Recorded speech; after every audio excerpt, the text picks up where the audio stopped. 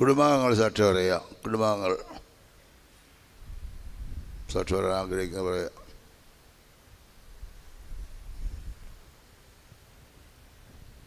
கர்த்தருடைய பரிசுத்த நாமத்துக்கு ஸ்தோத்திரம். எங்களுடைய குடும்பம் பாவப்பட்ட குடும்பம்தான்.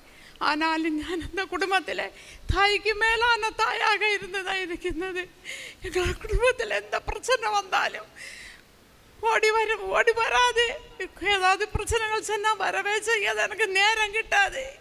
எனக்கு பிள்ளைகளை எனக்கு பார்க்கணும்னு சொல்லும். ஆனாலும் இடம் நேரத்தை போகாத வரைக்கும் வந்தா ஒரு மலை வந்து நிற்கும் போல வரும். பப்பா இறந்த டைமுக்கு 2 மாதம் 12 நாளாகி பப்பா இறந்து அந்த நாளில் வந்துட்டு போனது. பின்ன எங்கள் வீட்டுக்கு வரவே இல்லை, எங்களை காணவே இல்லை. ஒரு 2 மாதத்துக்கு முன்னாடி என்னை காணணும்னு சொல்லி கூப்பிட்ட ஒரு இடத்துல வர சொன்ன. அங்கே போய் பார்க்க சொன்னேன். 2 கையை பிடிச்சு ஒரு நாளும் செய்யாத வேலை 2 கையை பிடிச்சு அந்த கையில் முத்திட்டு அம்மைக்கு ஒரு நாளைக்கு எங்கேயும் அங்கோட்டு வரக்கூடாதோன்னு எண்ணி சரி நான் வரான்னு சொன்னேன். என்னோட அவனோட துக்கத்துக்கு தான் நான் வந்திருக்கிறேன். கர்த்தருடைய பரிசுத்த நாமத்துக்கு ஸ்தோத்திரம்.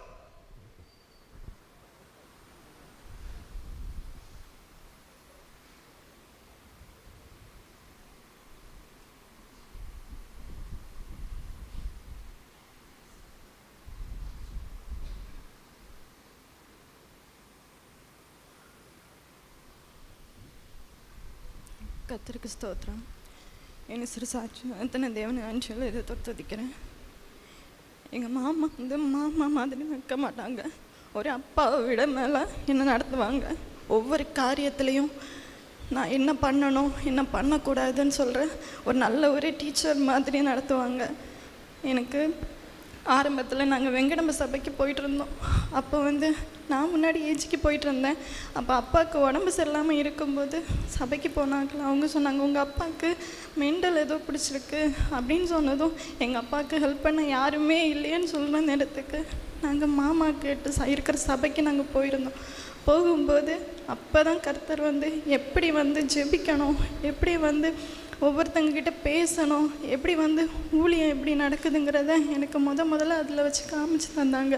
அப்படி ஜெபிச்சு அப்பா விடுதலை ஆனாங்க. அதுலேருந்து தான் நான் சென்னை கன்வென்ஷன் போய் ஞானஸ்தானம் எடுக்க கர்த்தர் கிருபை செய்தார். 2019 எனக்கு திருமணமானது. திருமணம் ஆகி 4 வருஷம் எனக்கு குழந்தை இல்லை. எல்லாருக்கும் மாமா ஜெபிக்கும்போது குழந்தை கிடைக்குதுன்னு சொல்லிட்டு ஒரு நாளைக்கு ஃபோன் பண்ணி சொன்னேன், எல்லாருக்கும் குழந்தை கிடைக்குது, ஆனால் எனக்கு மட்டும் நீங்கள் ஜெபிக்க மாட்டீங்களா அப்படின்னு கேட்டேன். உடனே சொன்னாங்க, நான் மற்றவங்களுக்கு ஜெபிக்கிற ஜெபம் உனக்கு கர்த்தர் சீக்கிரமாக தரப்போகிறாரு. அப்போ 2023 நான் சவுதிக்கு போனேன். ஹஸ்பண்ட் சவுதியில் ஒர்க் பண்ணுறாங்க. அப்போ சவுதிக்கு போயிட்டு அங்கே ஒரு 9 மாதம் இருந்தேன். ஆனால் அப்பவும் இல்லை. திரும்ப ஒரு நாளைக்கு ஃபோன் பண்ணி சொன்னேன், மாமா எனக்கு இது வரைக்கும் ஒரு நல்ல செய்தி கேட்கல, நீ நிச்சயமாக திரும்பி வரும்போது நீ ஒரு கர்த்தர் உனக்கு ஒரு ஆசீர்வாதத்தை தருவார், நீ விசுவாசத்தோடு ஜெபின்னு ஒரு விசுவாச ஜீவி எப்படி இருக்குங்கிறத எனக்கு காமிச்சிருந்த ஒரு மனுஷர். திரும்ப நான் மார்ச் 5ஆம் தேதி என் ஹஸ்பண்ட் நான் குழந்தையுமா போய் அங்கே போய் பார்க்க போனோம். அப்போ என் பிள்ளையை தூக்கிட்டு அவனுக்கு கொஞ்சம் சாப்பாடும் கொடுத்து, அப்போ நான் சொல்கிறேன், ஏன் மாமா இப்போவே அவனுக்கு சாப்பாடு கொடுக்குறீங்க? அப்படி இல்லை, நான் மறிச்சிட்டேன்னா என்ன பண்ணுவேன், அதனால் நான் இப்போ கொடுக்குறேன்னு சொன்னேன்.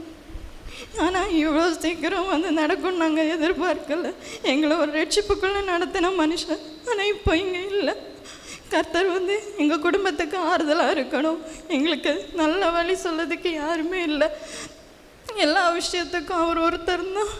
என்னதுனாலும் எப்படி செய்யணும், டிபிஎம்னா என்ன, அதோட உபதேசம்னா என்ன, அதோட சத்தியம்னா என்னன்னு எனக்கு சொல்லி தந்து என்னை நல்லா வழிபடுத்தணும் மாமா. இதோட என்ன சாட்சி நிறுத்தினேன். கர்த்தருக்கு ஸ்தோத்திரம்.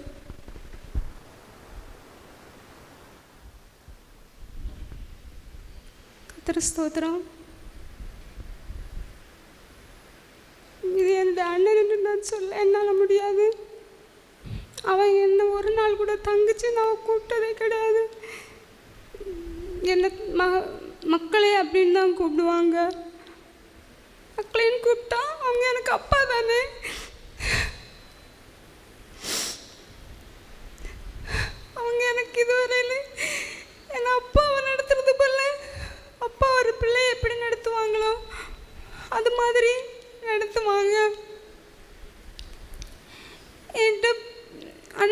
ஊழியத்துக்கு போனதுலேருந்து என் ரொம்ப பேச மாட்டாங்க.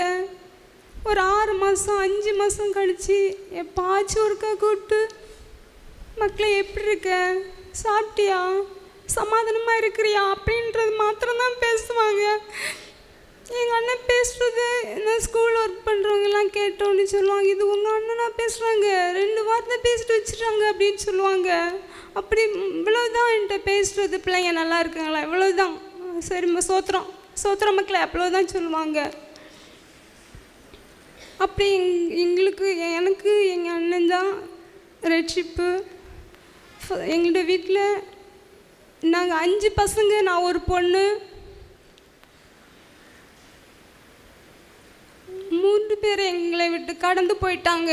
இது அண்ணனோட 3 பேர். எனக்கு மூத்த தம்பி இல்லை, எனக்கு மூத்தது இல்லை, எனக்கு அடுத்ததும் இல்லை. அடுத்தது என்னோட மூத்த அண்ணன்.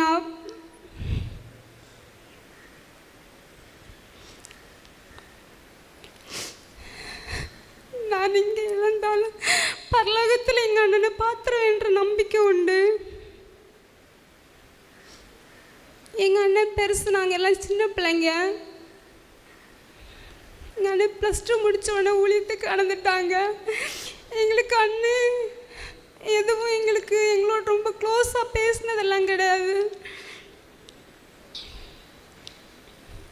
அண்ணன் ஃபஸ்ட்டு வந்து நாங்கள் சிஎஸ்சி பெற்றோரால் வளர்க்கப்பட்டோம். அதுக்கு பிறகு அவன் ஒரு ஃப்ரெண்டோட இந்து பக்தனா முருக பக்தனா மாறிட்டான். அதுக்கு பிறகு அவங்க ஃப்ரெண்ட்ஸுக்குள்ளே என்ன ஆயிடுச்சுன்னு தெரியாது. அந்த முருக பக்தன் கடைசியில் சபரிமலைக்கும் போகிறதுக்கு பிளான் பண்ணி கரெக்டாக இருக்கிறப்போ அவங்களுக்குள்ள ஏதோ மிஸ் அண்டர்ஸ்டாண்டிங் போல். அதனால் அவங்க அந்த தெய்வத்தை விட்டு பிரிஞ்சுட்டு ஆர்சி சர்ச்சில் போய் 1 மணி நேரம் முழங்கால நின்று ப்ரேயர் பண்ணுவான். அப்போது அந்த ஆர்சி சர்ச்சில் இவன் சிஎஸ்சி சர்ச்சு, ஆர்சி சர்ச்சில் வந்து இவன் முழங்கால் போட்டு ப்ரேயர் பண்ணுறனால அங்கே ஆர்சி சர்ச்சுக்காரங்க, எப்படி இந்த பையன் சிஎஸ்சி சர்ச்சு பையன் இங்கே வந்து எப்படி பண்ணலாம், இனி பண்ணக்கூடாது அப்படின்னு சொல்லி பிரச்சனை பண்ணியிருக்காங்க.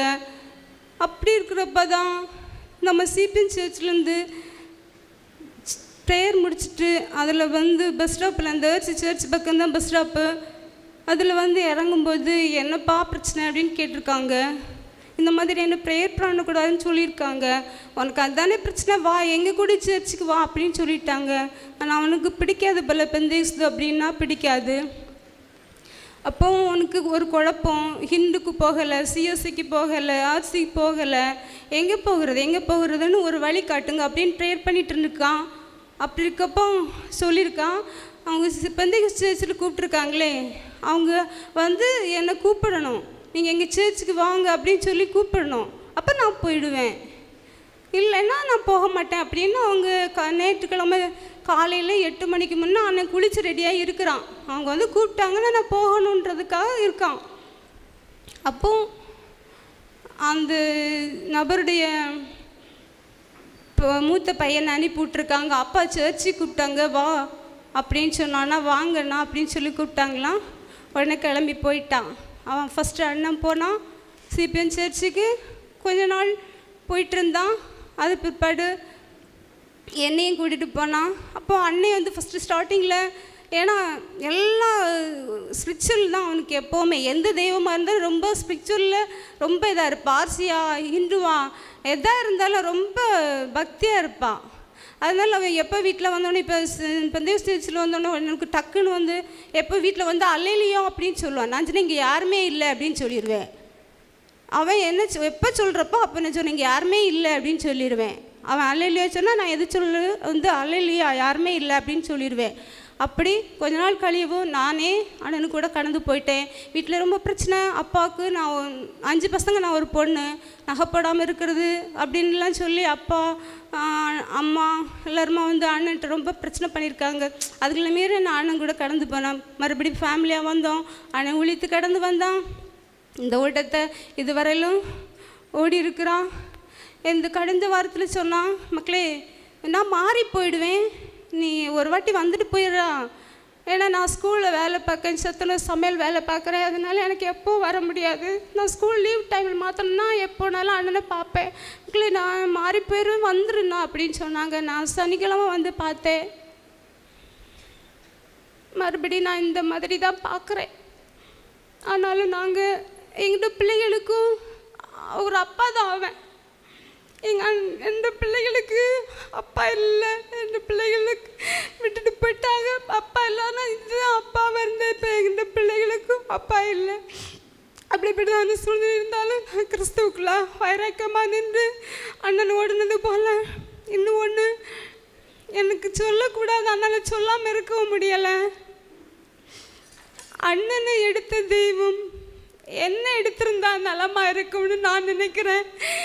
நான் இருந்து போனால் என்னுடைய பிள்ளைகள் 2 பேர் பசங்க தான்.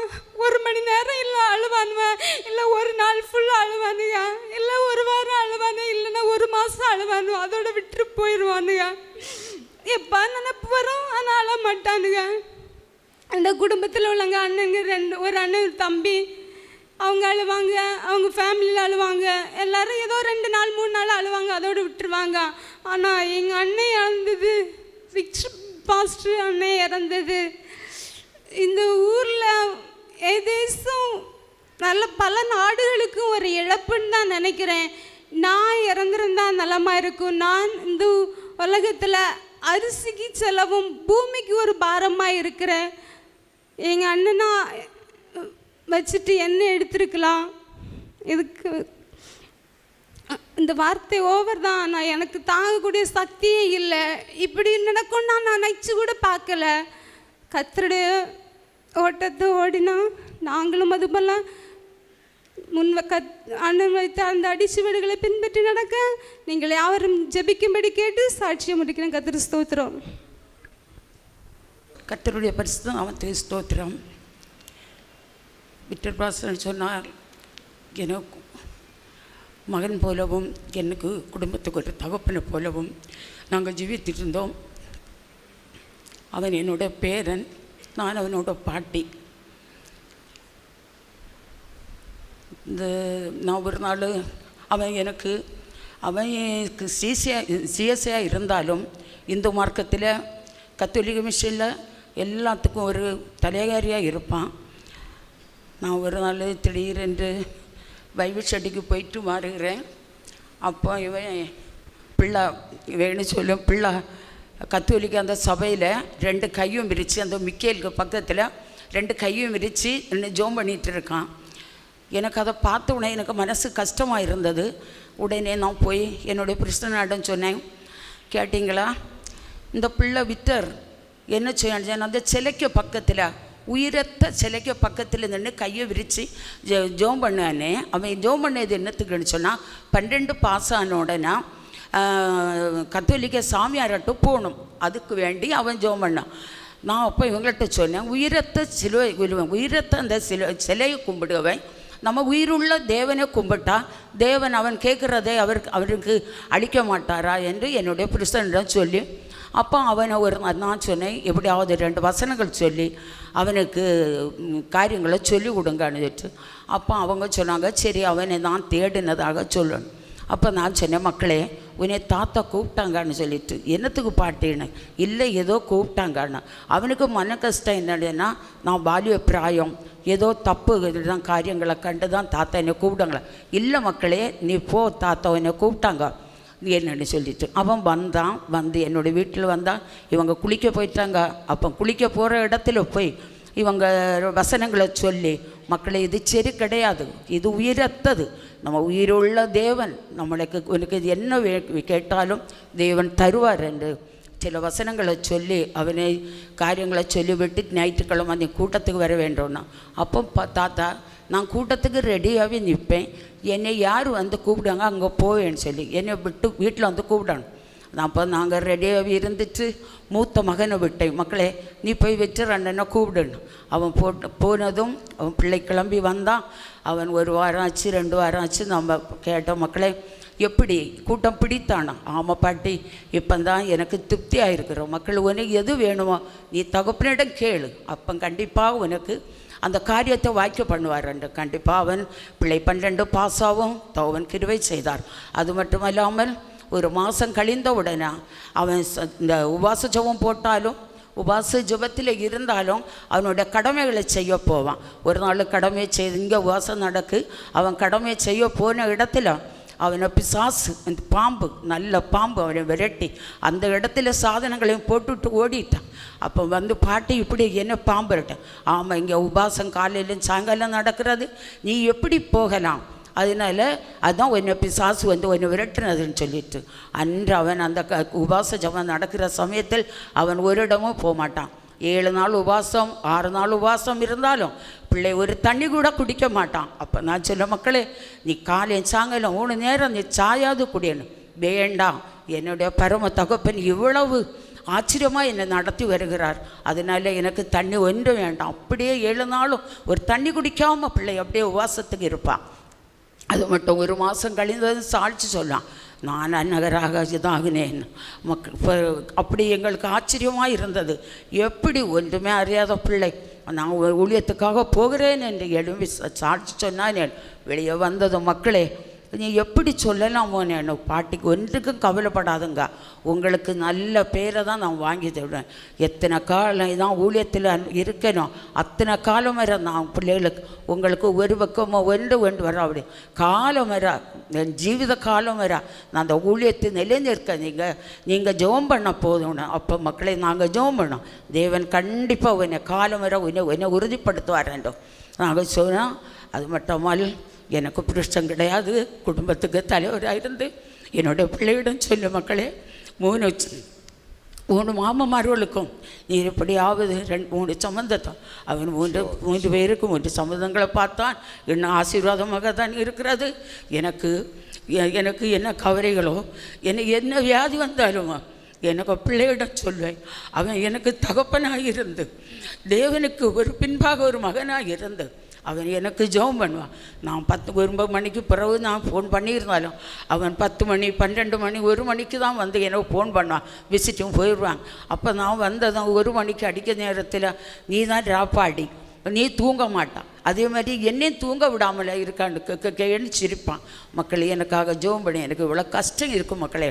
அவன் அந்த நைட்டிலே இருந்து எனக்கு ஜெபம் பண்ணி அந்த நிமிஷத்திலே எனக்கு விடுதலை தருவான், வாங்கி தருவான்.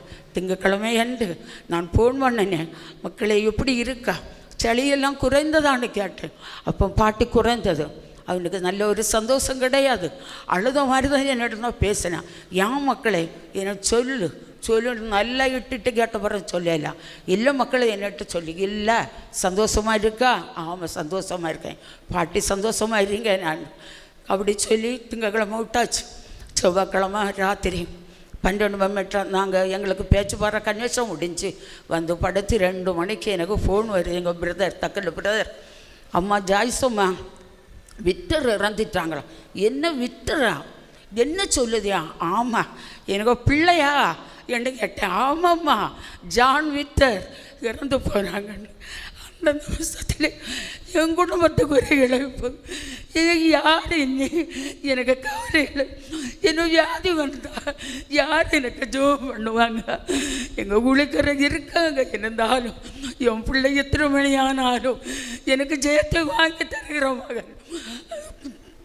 அது மட்டும் வர எத்தனை காலம் என்ன உலகத்தில் வச்சிருக்கிறாரோ அத்தனை காலம் வர நான் 2 பேருக்கு உண்மை உத்தமா ஜீவிக்க தகப்பன் எனக்கு கிருபை தர வேண்டும்.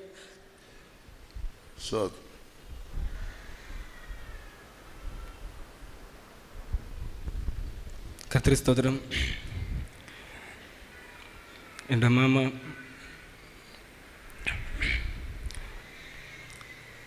ஃபஸ்ட்டு ஹிந்துவாக இருந்த பொழுதிலும் அடுத்த ஆர்சியாக இருந்த போதிலும் எப்போவுமே வைராக்கியமாக இருப்பாங்க எந்த ஒரு விஷயத்துலையுமே. அதே போல் இயேசுவை அறிஞ்ச பிறகும் இந்த டிபிஎம் ஊழியத்துக்குள்ளே வந்த பிறகும் வைராக்கியமாக இருந்தாங்க. அவங்கள இந்த ஊழியம் பிடிச்சி இதுக்குள்ளேயே வந்துட்டாங்க. என்னோடய அம்மா பல பிரிவுகளை கண்ட பிறகும் என்னுடைய தகப்பனார் அவங்கள விட்டுட்டு போனப்போ கூட எங்கள் அம்மாவோட ஒரு தகப்பனை போல எங்கள் மாமா தான் எங்கள் எல்லாமே இருந்தாங்க. சொல்லப்போனால் எங்கள் குடும்பத்துக்கு ஒரு மதில் சுவராக வழிகாட்டியாக இருந்தாங்க. இந்த உலகத்தில் ரொம்ப மதிக்கக்கூடிய ஆளும் எங்கள் மாமாவோட பேச்சு மட்டும் நான் மீறவே மாட்டேன். தப்பு என் மேலே தப்பே இல்லாட்டாலும் அவங்க என்ன சொன்னாலும் அப்படியே நான் கேட்டுருவேன்.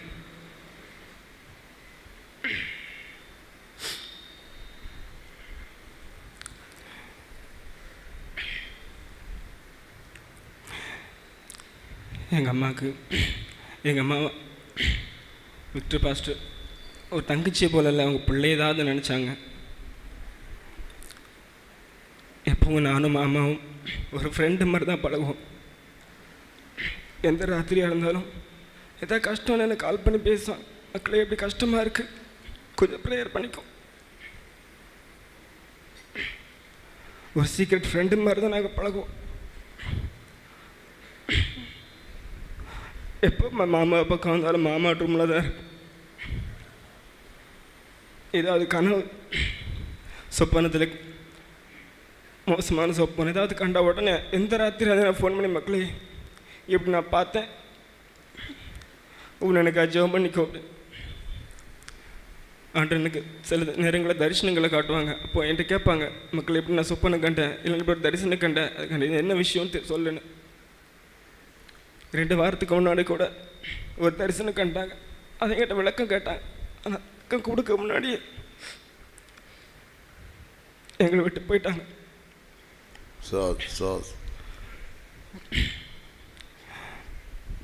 ஸ்தோத்திரம் கர்த்தருக்கு ஸ்தோத்திரம்.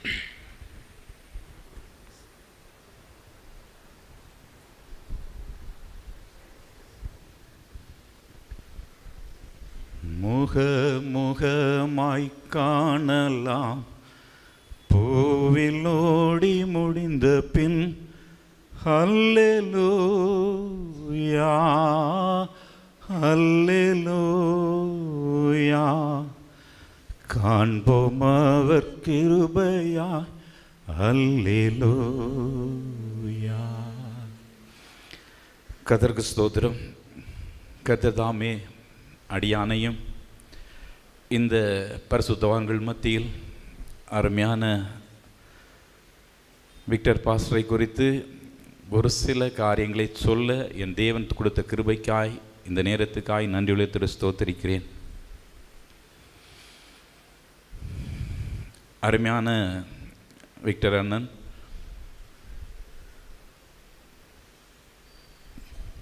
நாகர்கோயில் சென்டர் தக்கலை சபையை சார்ந்து விசுவாசியாக நம்முடைய ஐக்கியத்தில் சேர்க்கப்பட்டு ஊழியத்துக்கு வந்தவர். அருமையான அண்ணன் எங்களுடைய வீட்டு அருகாமையில் இருக்கிறார். ஆல்ரெடி அவருடைய சகோதரி, என்னுடைய அம்மா எல்லாரும் சொன்னது போல அண்ணன் உலக பிரகாரமான காரியங்களில்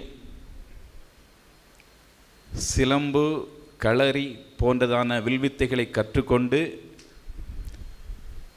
எங்களுடைய கன்னியாகுமரி மாவட்டத்தில் சிலம்பு களரிக்கு அவருடைய குடும்பம் விக்டர் அண்ணன், அவங்களுடைய அப்பா, அவங்களுடைய பெரியப்பா பையன்மார்கள் எல்லாருமே இந்த களரி சிலம்பு என்கிறதான இந்த விளையாட்டில் மிகவும் பெயர் பெற்றவர்கள். அதே போல பக்தி வைராக்கியத்திலும் சிஎஸ்ஐ, ஆர்சி, ஹிந்து எல்லா மதத்தையும் இருக்கிறதான அந்த வழிபாடுகளை மிகவும் நம்பி விசுவாசத்தோடு அதை சேவித்து வந்தார்கள்.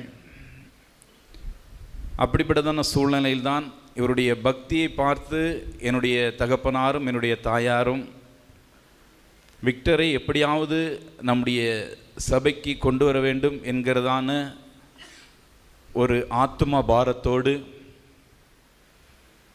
பல நாட்கள் போட்ட திட்டத்தோடு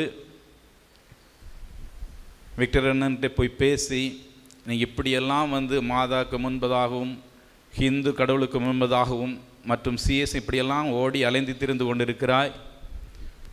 உண்மையான தெய்வம் இயேசுதான், உண்மையான சத்தியம் நாங்கள் போய் கொண்டிருக்கிறதான டிபிஎம் சபை சத்தியம்தான் என்று சொல்லி அவர்களுக்கு சில காரியங்களை எடுத்து சொல்லும்போது அவர்களுக்கு கீழ்ப்படிந்தார்கள்.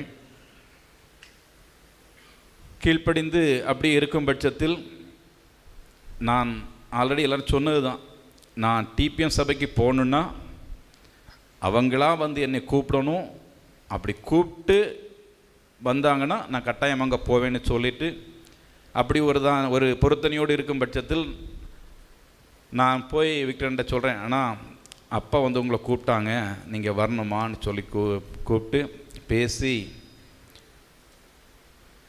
தக்கலை சபைக்கு அருமையான அண்ணனை நான் அழைத்து கொண்டு போயிருந்தேன். அங்கு இருந்ததான அருமையான தகப்பனார், ஆவிக்குரிய தகப்பனார், ஆத்மா பாரமுள்ள தகப்பனார் ஜோஸ் மூப்பனார் ஆத்மா பாரத்தோடு ஒரு ஆத்மா உலகத்தை விட வெளியேறப்பட்டுங்கிறதான அந்த வசனத்துக்கு உட்பட்டு அந்த ஆத்மாவை கொண்டு அவரிடம் கொண்டு உட்கார வைத்ததும் அவர் அதற்கேற்றதான விக்டருடைய சூழ்நிலைக்கு ஏற்றதான ஆலோசனைகளை கொடுத்து, இதுதான் உண்மையான சத்தியம், இதுதான் நம்மளை பரலோகத்திற்கு கொண்டு செல்லும் என்று சொல்லி அந்த சத்தியத்தை சொல்லி கொடுத்து அதற்கு கீழ்ப்படிந்து தொடர்ந்து சபைக்கு வரவும் 3 ஆண்டுகள் விசுவாசியாக இருந்து ஞானஸ்நானம் பெற்று அபிஷேகம் பெற்று யாரிடமும் சொல்லாமல் சபையில் எழும்பி சாட்சி சொல்லி, நான் இந்த கனமான ஊழியத்துக்கு நான் போவேன் என்று ஒப்பு கொடுத்து சாட்சி சொல்லியிருந்தார்கள். இது யாருமே எதிர்பார்க்காத சாட்சியாக இருந்தது. அருமையான அண்ணன் அந்த 3 ஆண்டுகள் சபையில் இருக்கும்போது முழுவதுமாக சபையிலே இருந்து, ஏன்னா தக்கலை சபைங்கிறது ஒரு கறிக்கடையாக இருந்தது, ஒரு வீடாக இருந்தது. அப்படிப்பட்டதான சூழ்நிலையில் அந்த எங்களுடைய சபையிலே இருந்து முழுவதுமாக சபையில் இருந்து ஊழியக்காரர்கள் உதவும், சபையில் வேலை செய்யவும், அப்பப்போ வீட்டுக்கு அப்படியே என்ன பண்ணிட்டாங்கன்னா ஊழியத்துக்கு என்று ஒப்பு கொடுத்து ஊழியத்தை வந்துட்டாங்க. அருமையான அண்ணன் மூலம் நான் மட்டுமல்ல, என்னுடைய குடும்பங்கள் மட்டுமல்ல, அவருடைய குடும்பங்கள் மட்டுமல்ல, அநேக குடும்பங்கள் ஆசீர்வதிக்கப்பட்டிருக்கிறார்கள் ஜெபத்தின் மூலம். கர்த்தர் தாமே அருமையான அண்ணன் விட்டு சென்ற பாதையில் நானும் எங்களுடைய குடும்பங்களும் அவருடைய குடும்பங்கள் எல்லாரும் பயணித்து எப்படியாவது அவருடைய வருகையில் நாங்கள் காணப்பட நீங்கள் யாவரும் ஜெபிக்கும்படி கேட்டு என்னுடைய சாட்சியை முடிக்கிறேன். கர்த்தருக்கு ஸ்தோத்திரம்.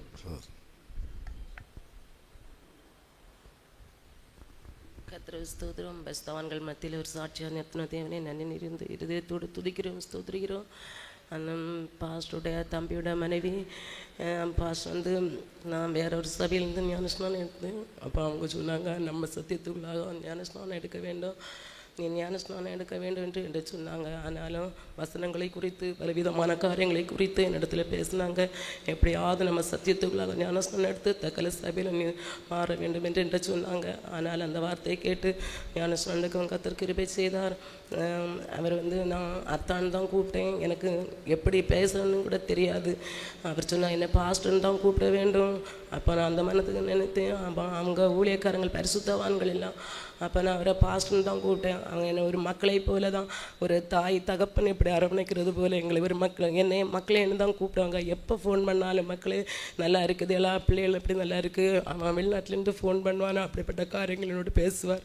ஆனாலும் பலவிதமான கஷ்டங்கள், நெருக்கங்கள், துக்கங்கள், துயரங்கள் வந்த போதிலும் எனக்கு ஒரு தகப்பனாக இருந்தால் என்னை அந்த வசனத்து மூலம் ஒவ்வொரு நீ பேடிக்காத, கவலைப்படாத, கத்து அந்ததன் காலத்தில் எல்லா கருத்தையும் நேர்மையாய் செய்வார் என்று எனக்கு ஒரு தைரியத்தையும் ஒரு சமாதானத்தையும் தந்து எனக்காக செபிப்பார்கள், எங்கள் குடும்பத்திற்காக செபிப்பார்கள். என்ற புருஷனுடைய பலவீனமான நேரத்திலும் கூட அந்த வெளிநாட்டில் காணப்பட்ட போதிலும் அந்த ஃபோன் மூலம் அவரிடத்தில் பேசி அவருக்கு தேவன் அற்புத சுகத்தை தந்தார்.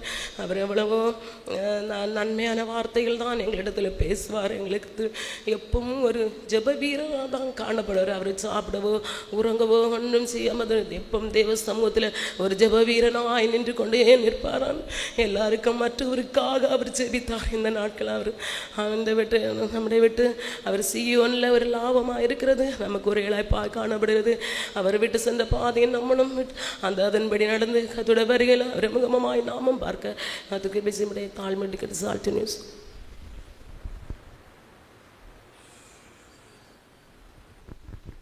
கர்த்தருடைய பரிசுத்த நாமத்துக்கு மகிமை உண்டாவதாக. ஏழை அடிமையும் திருவனந்தபுரம் சென்டர் ஃபெய்த்தோமில் விசுவாசியாக இருக்கும்படி கர்த்தர் கிருபை செய்தார்.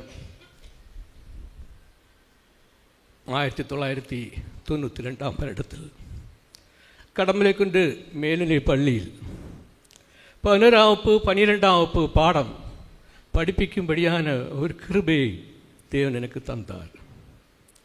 படிக்கிற காலத்திலேயே பயபக்தியோடு தலைமை ஆசிரியர், சக ஆசிரியர்கள், மாணவர்களிடம் ஒரு நன்மதிப்பையும் மரியாதையும் அனுதாபத்தையும் குறிப்பாக பெற்றவர்.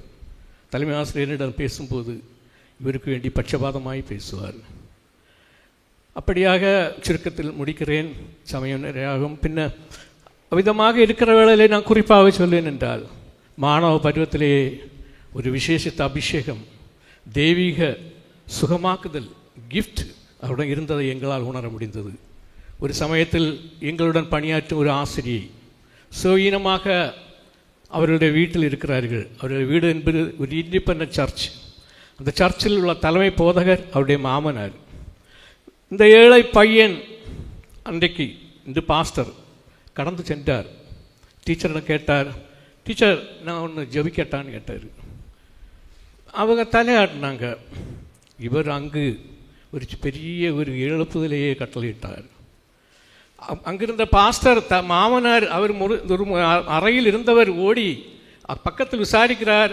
என்னுடைய அனுமதி இல்லாமல் அந்த அறையில் சென்ற ஊழியக்காரர் யார்? பார்த்தால் ஒரு சின்ன பையன் அந்த ரூமிலிருந்து வெளியே வருகிறார். அந்த டீச்சர் விடுதலை பெற்றார். நாங்கள் யாவரும் தேவனை ஸ்தோத்திரித்தோம். ஏன், எனக்கும் கூட என்னுடைய இளைய மகன் சின்ன பிள்ளையாக இருக்கிற வேளையில் பயங்கரமான ஒரு காய்ச்சல் வந்தது. மருத்துவர்களை செல்லுகிற வேளையில் மருத்துவர்கள் எல்லாம் அவர்கள் ஒரு ஆக்ஷனும் ரியாக்ஷனும் இல்லை. நான் போய் அப்பொழுது இருந்த deputy chief pastor MD Thomas அவர்கள் அங்கு இருந்தார்கள். எனக்கு முன் அனுபவம் இவரை பற்றி உண்டு. நான் அங்கே என்னை கண்டபோது மிகவும் சந்தோஷப்பட்டார். இவர் ஒரு கொச்சி பையனாக திருவனந்தபுரத்தில் இருக்கிறாரு, ஒரு சின்ன வேலைக்காரராக வந்திருக்காரு. நான் போய் கேட்டேன் பாஸ்டர்கிட்ட, பாஸ்டர் என் மகனுக்கு சுகம் இல்லை, நீங்கள் இந்த பிரதரை ஒன்று விடுவீங்களான்னு. அவர் பார்த்தாரு, இவரை பர்டிகுலராக கேட்காரு. சரி ஓகே அனுப்புங்கன்னு சொல்லிட்டு அவரை அனுப்பினார். அவர் வந்து ஜெபித்தார். 2-3 மணிக்கூர் போராடி ஜெபித்தார். என்னுடைய மகனுக்கு கர்த்தர் அற்புதமான சுகத்தை கொடுத்தார்.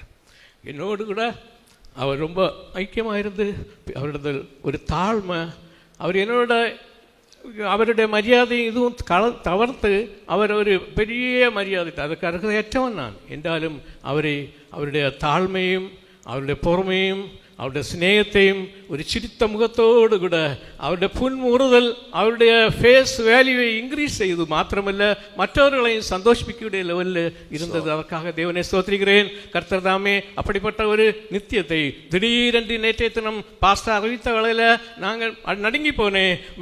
திருப்பி யோசித்தேன், விக்டர் பாஸ்டர்னு சொல்லுது சில வேளை வேற யாருமா இருக்குமோன்னு.